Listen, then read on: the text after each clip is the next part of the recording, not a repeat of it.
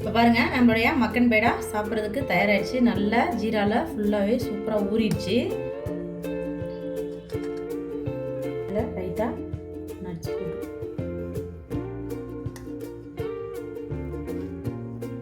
Hi friends, மித்ருக்கு cooking சேனலில் first time பார்க்குறவங்க subscribe பண்ணாதவங்க சப்ஸ்கிரைப் பண்ணியிருக்காங்க. லைக் பண்ணுங்கள், ஷேர் பண்ணுங்கள், மறக்காமல் கமெண்ட் பண்ணுங்கள். இப்போ நம்ம ஃபஸ்ட்டு ஒரு ஸ்வீட் ரெசிபி தான் பண்ண போகிறோம். அதுவும் ஆற்காடு ஸ்பெஷல் மக்கன் பேடா தான் செய்ய போகிறோம். எப்படி செய்யறதுன்னு பார்க்கலாம் வாங்க, வீடியோக்குள்ள போகலாம். மக்கன் பேடா செய்கிறதுக்கு தேவையான பொருள் சொல்லிடுறேன். 1 கப் அளவுக்கு நான் மைதா மாவு எடுத்திருக்கேன். கூடவே 1.5 கப் அளவுக்கு சர்க்கரை, கொஞ்சமாக ஏலக்காய் தூள், 1 சிட்டிகை சோடா மாவு. இது வந்து பால்கோவா. நம்ம பேக்கரியிலலாம் கேட்டிங்கன்னா, பேக்கரி சூப்பர் மார்க்கெட்லாம் பார்த்தோம்னா நம்ம இனிப்பு இல்லாத கோவான்னு சொல்லி கேட்டாவே தருவாங்க.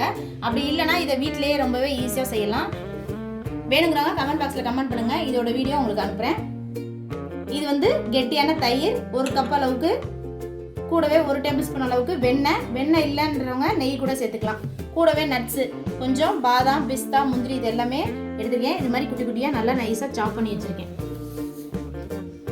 இப்போ ஃபஸ்ட்டு நம்ம மாவு ரெடி பண்ணுறதுக்குள்ள பாகு ரெடி பண்ணிக்கணும். ஃபஸ்ட்டு அடுப்பை வச்சுக்குவோம். அதுக்கு நான் இப்போ ஒரு பேன் வச்சுட்டேன். நம்ம எடுத்துருக்க சர்க்கரையை அது கூட சேர்த்துக்குவோம். தண்ணி எந்த அளவுக்கு சர்க்கரை எடுத்தோமோ அந்த அளவுக்கு தண்ணி சேர்த்துக்குவோம். இப்போ 2 டம்ளர் அளவுக்கு தண்ணி கிண்டி விட்டுருணும், இல்லைன்னா சர்க்கரை அடியில் உட்காந்துரும்.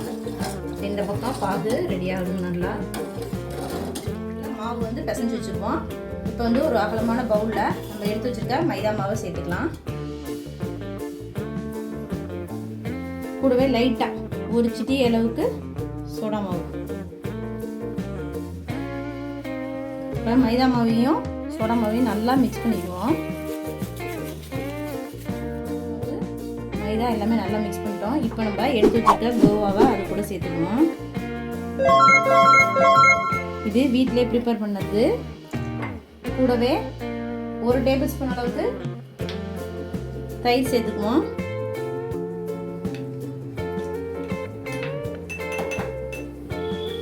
கூடவே வெண்ணெய். இது எல்லாத்தையுமே நல்லா மிக்ஸ் பண்ணிக்குவோம்.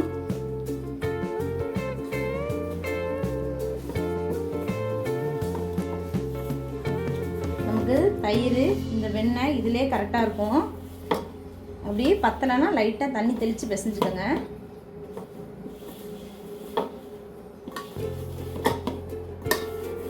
நம்ம குலோப் ஜாமுக்குலாம் மாவு பிசையும் பார்த்தீங்களா, அந்த மாதிரி பிசைஞ்சுக்கணும்.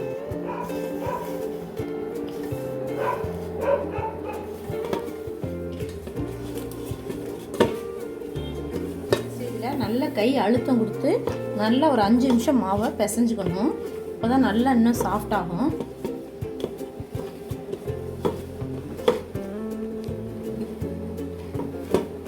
நல்லா சாஃப்ட் ஆயிடுச்சு.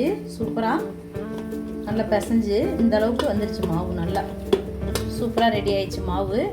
இப்போ நம்ம கட் பண்ணி வச்சுருக்க நட்ஸ் எல்லாத்தையும் ஒன்று சேர்த்துக்குவோம். பாருங்கள், முந்திரி, கூடவே பாதாம், பிஸ்தா. உங்ககிட்ட வாட்டர்மெலன் சீட்ஸ் இருந்தால் வாட்டர்மெலன், இல்லைன்னா வெள்ளரிக்காய், இந்த மாதிரி எந்த நட்ஸ் இருக்கோ அதையும் சேர்த்துக்கலாம். இது எல்லாத்தையும் சேர்த்துட்டு நல்லா மிக்ஸ் பண்ணி விட்டுருவோம்.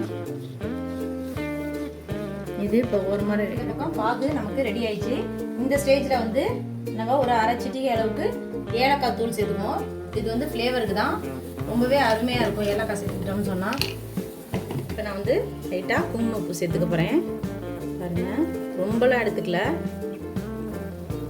லைட்டாக இந்த அளவுக்கு எடுத்துக்கிட்டால் போதும். ஒரே ஒரு சிட்டிகை ரொம்ப அருமையாக இருக்கும் ஃப்ளேவர். அதுக்காண்டி தான் குங்குமம் உப்பு சேர்த்துக்கணும். இப்போ நமக்கு பாகு ரெடி ஆயிடுச்சு. இப்போ அடுப்பை ஆஃப் பண்ணிடுவோம். ஆஃப் பண்ணிட்டு பாகு ஓரமாக எடுத்து வச்சிடலாம். மறுபடியும் இன்னொரு கடாய் வச்சிட்டோம் அடுப்பில். அடுப்பத்தை வச்சுக்குவோம். இப்போ நம்ம பேடா வந்து பொரிச்சு எடுக்கிறதுக்கு அளவுக்கு எண்ணெய் சேர்த்துக்குவோம். இப்போ நான் ஒரு 100 கிராம் அளவுக்கு எண்ணெய் சேர்த்துக்கிறேன். உங்களுக்கு நீங்கள் நிறையா செஞ்சீங்கன்னா நிறையா சேர்த்துக்கணும். எண்ணெய் ஊற்றிட்டு நம்ம அடுப்பை வந்து மீடியம் ஃப்ளேமில் வச்சுட்டோம். இது மிதமான தீயில இருக்கட்டும். இந்த பக்கம் நம்ம வந்து மாவு ரெடி பண்ணிக்குவோம். இப்போ நம்ம எடுத்து கொஞ்சம் கொஞ்சமாக சின்ன சின்ன உருண்டையாக எடுத்து உருட்டிக்குவோம். நல்லா உருண்டையாக உருட்டிடுங்க. கொஞ்சம் கூட விரிசல் இருக்கக்கூடாது. இது லைட்டாக ப்ரெஷ் பண்ணி விட்டு அதுக்கப்புறம் ஒரு ஓட்டையை போட்டுக்கோங்க. இந்த மாதிரி போட்டுட்டு இப்போ நம்ம எடுத்து வச்சுருக்கோம் பார்த்தீங்களா நட்ஸு, அதை உள்ளே வச்சுக்கணும். இந்த நட்ஸு கூட நீங்கள் குங்குமப்பூவும் வச்சுக்கலாம். பொரிக்கும்போது ஃப்ளேவர் நல்லாயிருக்கும். இப்போ இது எல்லாத்தையுமே சேர்த்து நல்லா க்ளோஸ் பண்ணிவிட்டு மறுபடியும் இதை நல்லா உருட்டிக்கணும். உருட்டிட்டு லைட்டாக ஒரு ப்ரெஷ், இது ப்ரெஷ் பண்ணிவிட்டு கொஞ்சம் கூட இந்த மாதிரி விரிசல் இல்லாமல் இருக்கணும். அப்போ தான் நம்ம எண்ணெயில் போட்டு பொரிக்கும்போது உடையாமல் வரும். இப்போ இது மாதிரி ஒன்று ஒன்றா ரெடி பண்ணிக்குவோம்.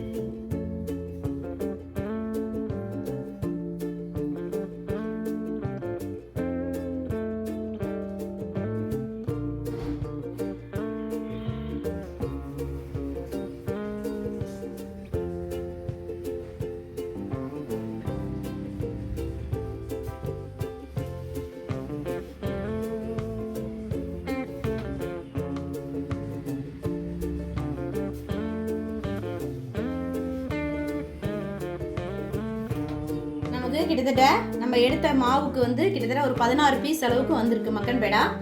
இப்போ எண்ணெயும் மிதமான தீயில வச்சு நல்லா ஹீட் ஆயிடுச்சு. இப்போ நம்ம செஞ்சு வச்ச பேடாவை ஒன்று ஒன்றா போட்டு பொரிச்சு எடுத்துக்கலாம். அடுப்பை லோ ஃப்ளேம்ல தான் இருக்கணும், ஹை ஃப்ளேம்ல வைக்கக்கூடாது.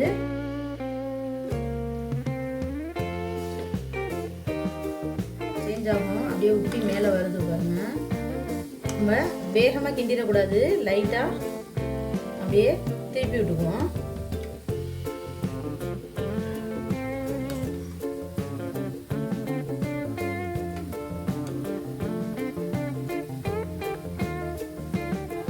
கோல்டன் ப்ரௌன் கலரில் வந்துச்சு பாருங்க, முறையெல்லாம் அடங்கிடுச்சு. இந்த ஸ்டேஜில் நம்ம அப்படியே எடுத்துக்கலாம் பேடாவை.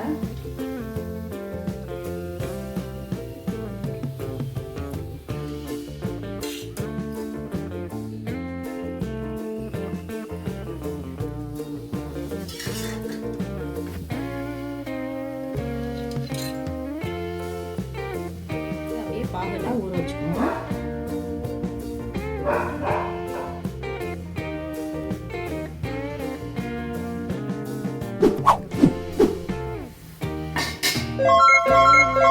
நல்லா சூப்பராக நல்லா பால் மாதிரி இருக்கும். அப்படியே பார்க்கும்போது அப்படியே ரெண்டு சைடும் நல்லா ரொட்டேட் பண்ணி விட்டுருவோம்.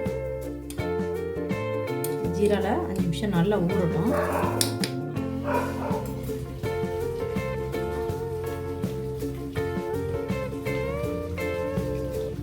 பாருங்க, நம்மளுடைய மக்கன் பேடா சாப்பிட்றதுக்கு தயாராகிடுச்சு. நல்லா ஜீராவில் ஃபுல்லாகவே சூப்பராக ஊறிடுச்சு. இப்போ இதை சாப்பிட எடுத்துக்குவோம்.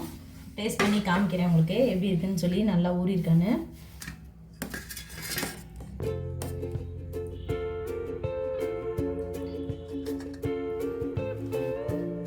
மேலே அப்படியே ஜீரா போட்டு கூடவே மேலே லைட்டாக நட்ஸ் போட்டுக்குவோம். பாருங்க, பார்க்கவே ரொம்பவே சூப்பராக இருக்குது. நல்லா உள்ளெல்லாம் நல்லா ஊறி இருப்பாங்க.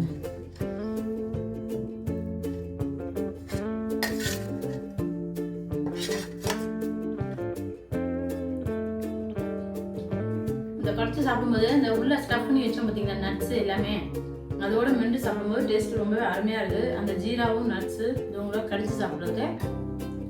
நம்மளுடைய வீடியோ பிடிச்சிருந்தா லைக் பண்ணுங்கள், ஷேர் பண்ணுங்கள், மறக்காமல் சப்ஸ்கிரைப் பண்ணிடுங்க.